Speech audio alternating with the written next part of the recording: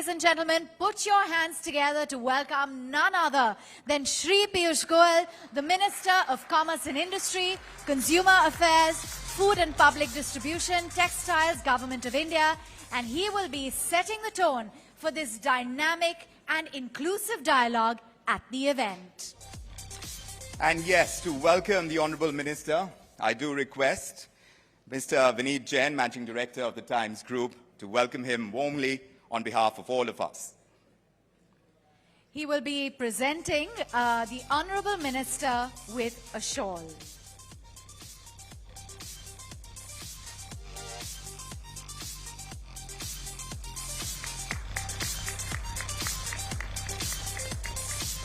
Thank you for that, and I would request Shri Vineet Jain to please take your seats. Well, we asked the Honourable Minister to take this seat.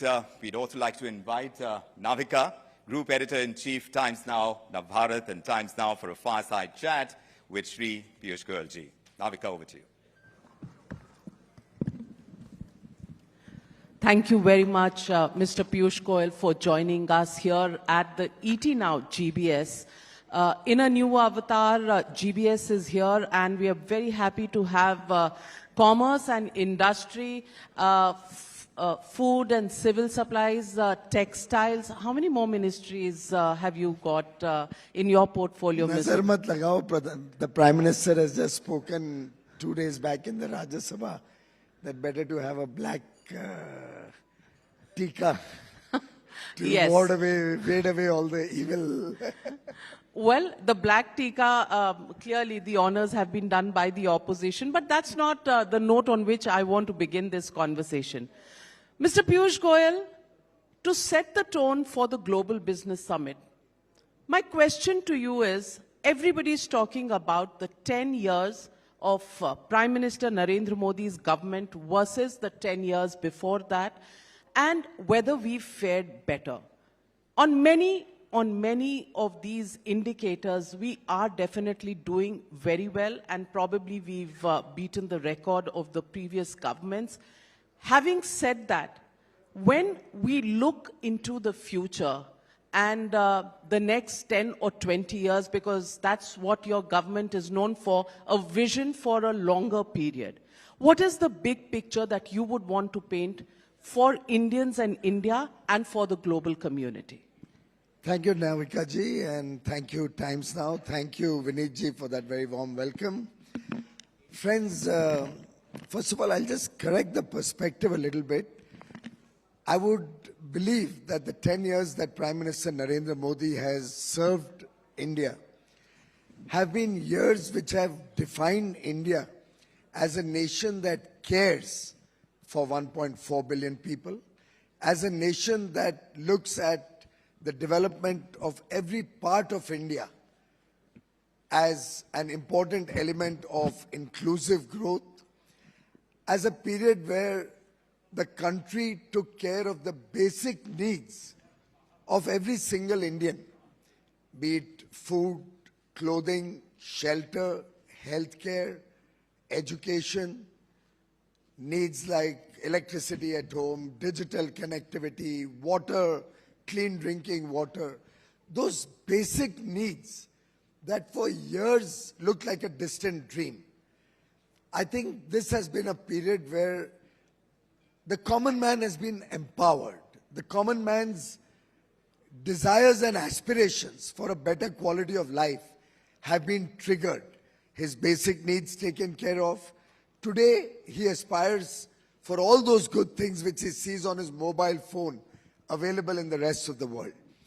And that, in this 10-year period, has been our biggest achievement. Building up an aspirational India.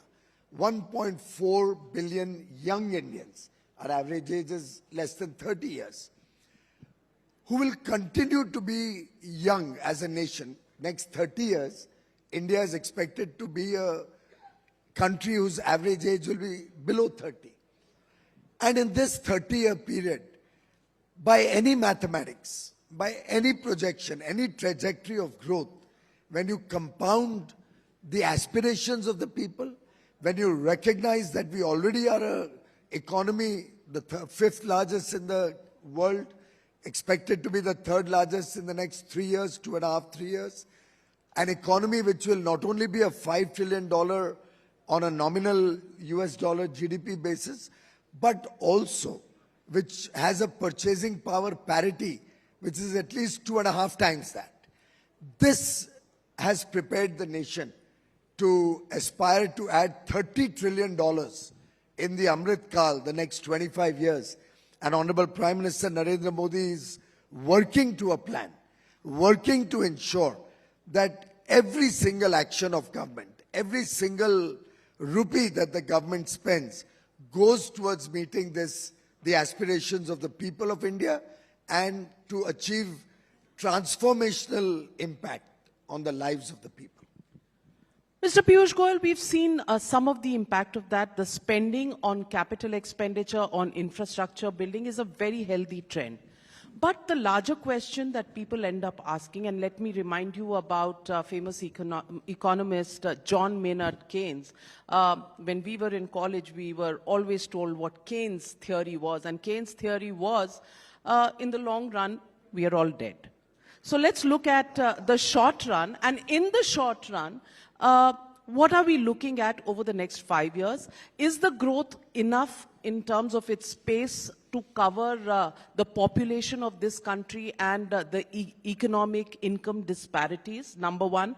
And number two, are we doing enough to provide jobs and employment to people and actually exploit the age dividend that we have, the youth dividend that we have? Navika ji, at the outset, since you did quote Keynes, the famous economist had built his whole theory around the 4 elements, starting from the basic needs right up to self-actualization. And I think this government has done honorably on each one of those 4, right up to realizing the dreams of 1.4 billion people to bring back Lord Ram to his birthplace. So in that sense, Lord Keynes' theory has actually been implemented in India best in these 10 years.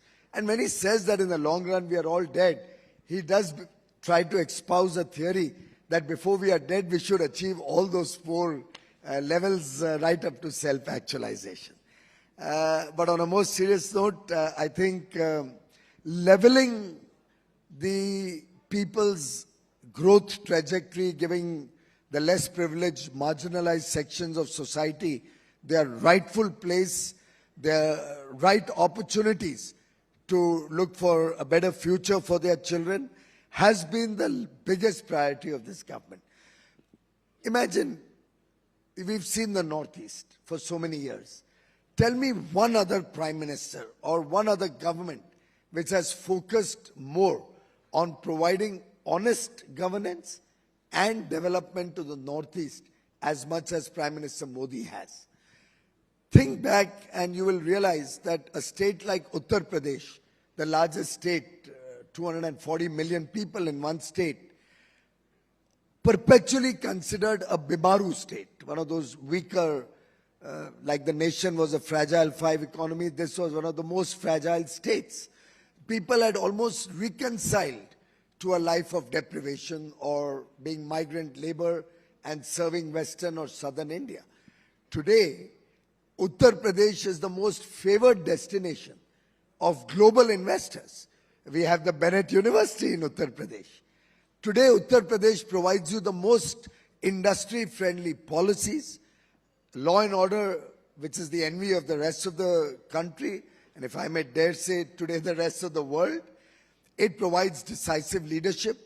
It provides people who are industrious, very hardworking, skilled, and lo and behold, and infrastructure.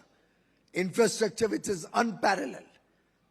Electricity, the series of highways and expressways, the way industrial parks are coming up over there, the way tourism is being developed, the way new airports are being promoted.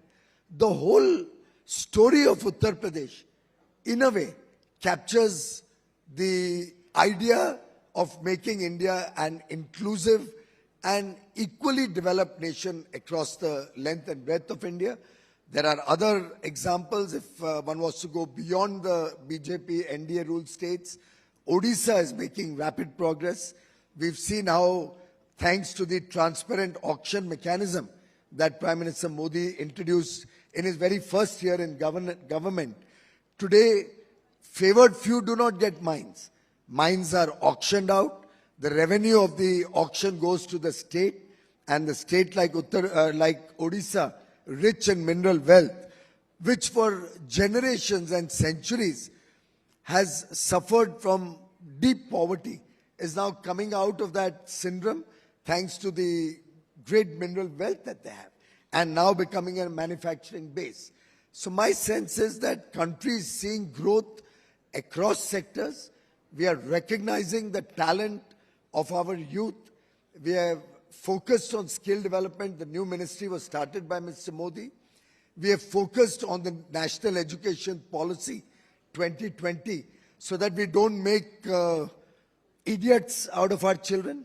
I think most of the Indian delegates in this important global business summit would have seen the movie Three Idiots. I'm sure we don't want Madhavans in this country where a wonderful photographer goes and becomes an engineer just because his parents wanted him to.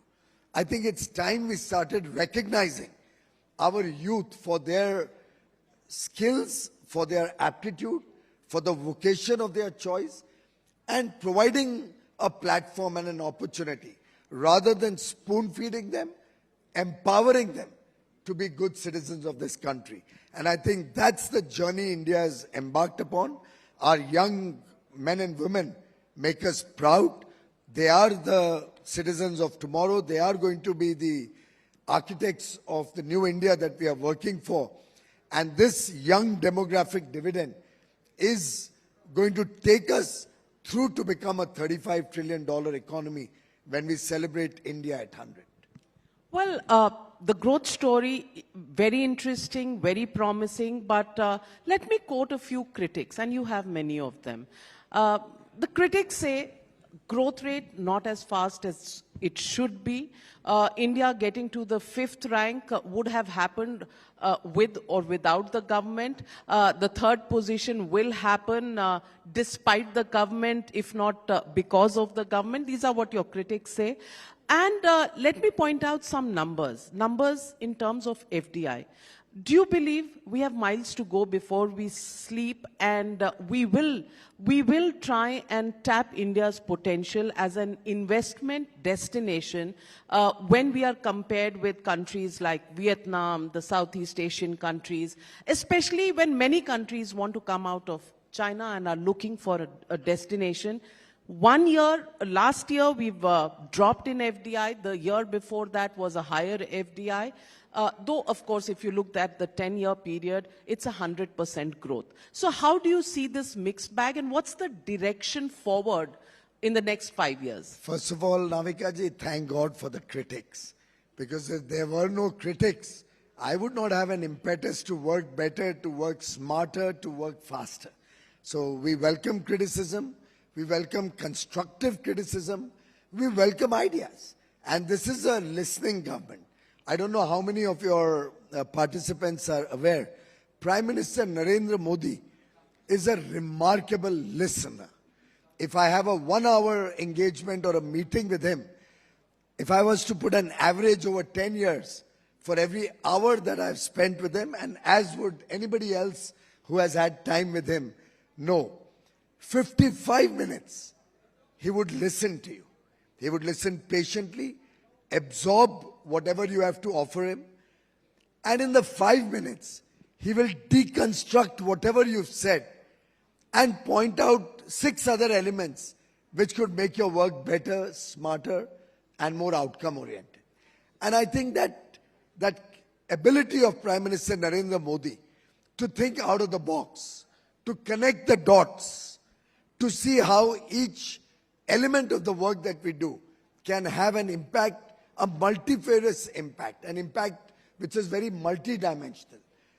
That is what has led us to embark on many of the missions that are holding us in good stead as a nation today. Well, the critics are saying that growth should be less. I think that's absolutely welcome. The more they criticize us, the more power this government and particularly Prime Minister Modi gets. We are an aspirational government. We are a hungry government. Hungry as in not in the belly, but hungry for more. As they say in Hindi, ye dil mange more. और दिल जितना ज़्यादा मांगेगा उतनी ज़्यादा मेहनत करेगा. The more you desire, the more you work hard for meeting those aspirations, those goals. And I think it's very fair to say that we have miles to go before we sleep. And I would think till the last breath of every human being, that should be the spirit. My late father, even after being detected with cancer, insisted that he will go to the factory every single day until probably the last 3 or 4, 5 days. And that kept him going, maybe added a few years to his life. So I think for all of us, we do not believe in resting at all.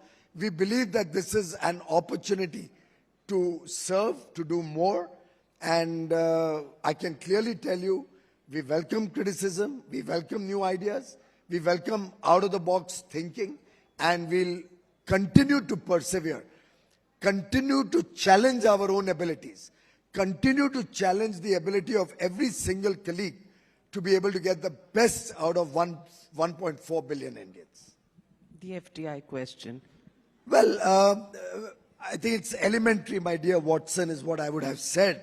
But since probably you want to get the technical You just gave me the inputs critics' out of me, license, so I said you're giving it to everybody. We are all conscious that interest rates across the world have shot up dramatically.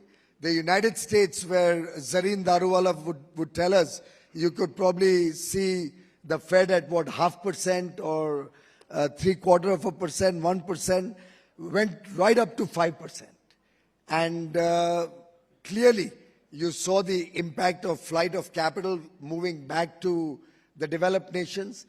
That was a period where one would have imagined a much deeper impact on the developing economies than what India witnessed.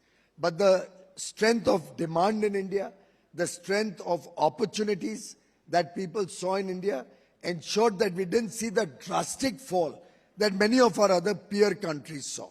The fact that we continued to have significant FDI coming in, the fact that a lot of reinvestment of earnings happened even during this period, when ideally I would have thought global balance sheets were very stressed and would have been looking to pull back every dollar they could from India. We continued to see traction, we continued to see money coming in. We may not have achieved the amount we did in 22, 23, but I would think that that's not the material factor at all. The material factor is that it continues to come in, and very often when you see a very rapid growth on any statistic, you need some time for it to cool down also. A very continuous and rapid growth of money flow, liquidity, sometimes is very harmful for an economy also. So I think India has been able to create a very fine balance in our control of inflation. When countries saw 40-year highs of inflation, India is seeing 40-year lows of inflation.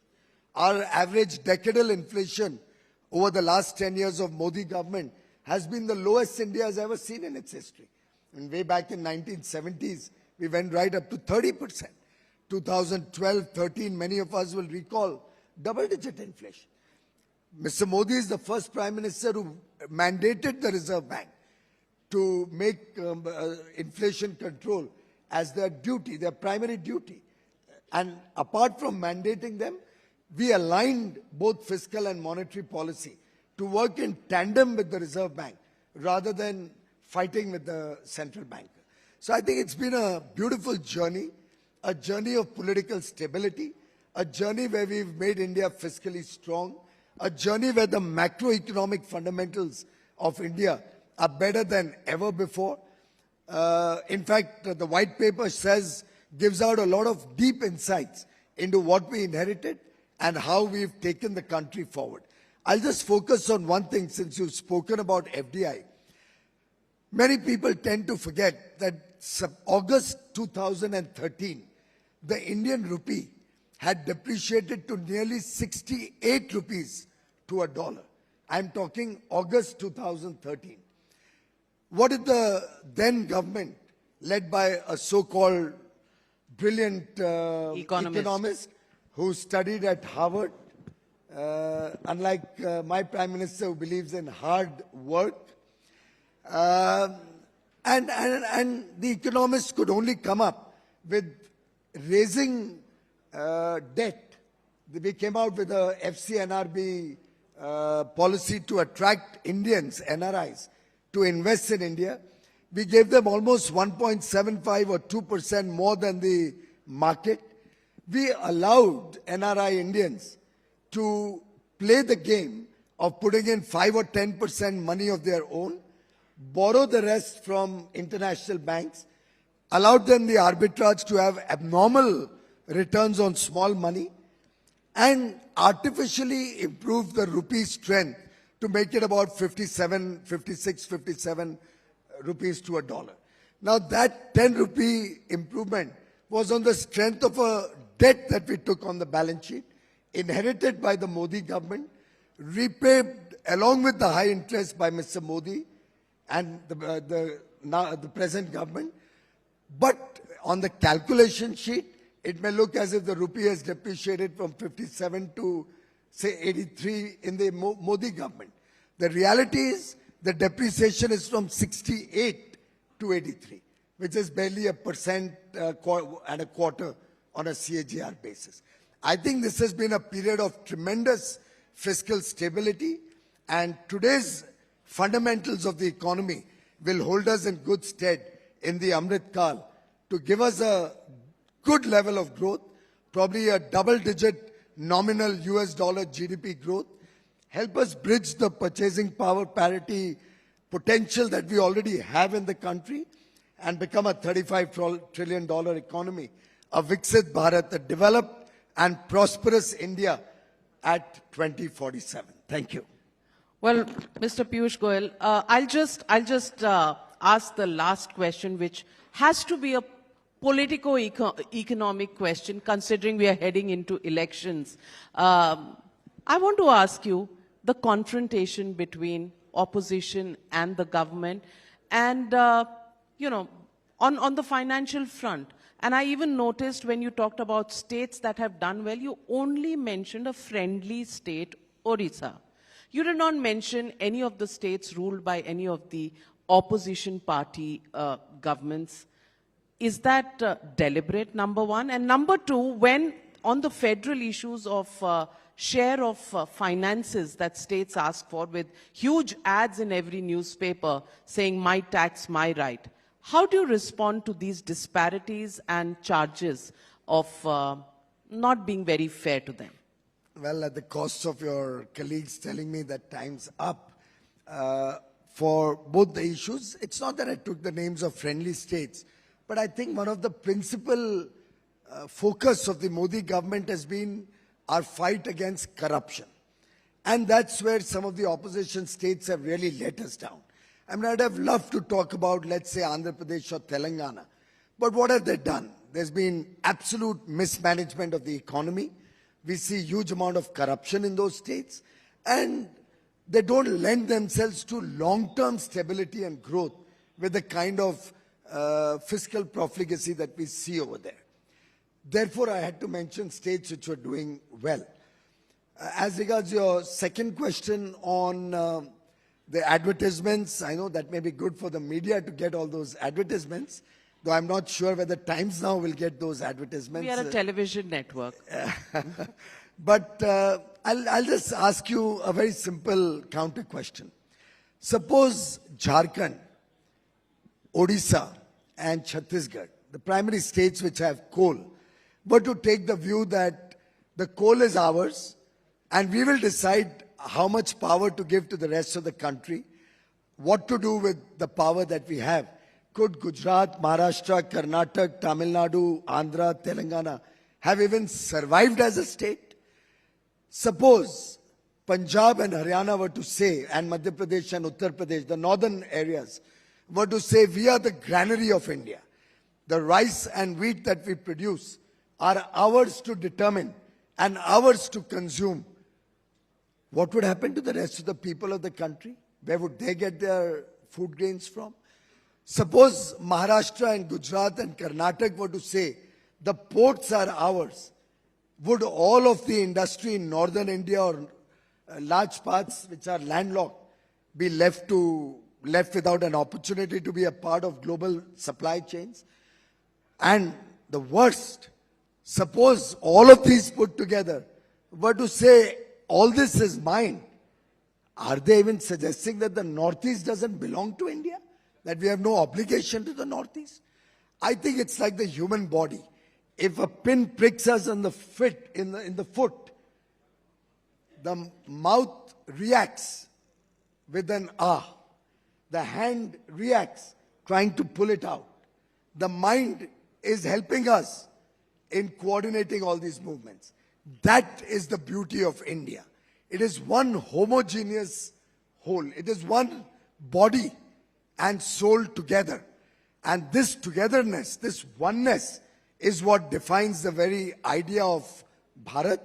Sadly, some people, some governments, some political parties, and even some old 100-year-old parties and their senior leaders propagating a north-south divide, or literally trying to suggest that the number of people will decide how much benefit each state will get.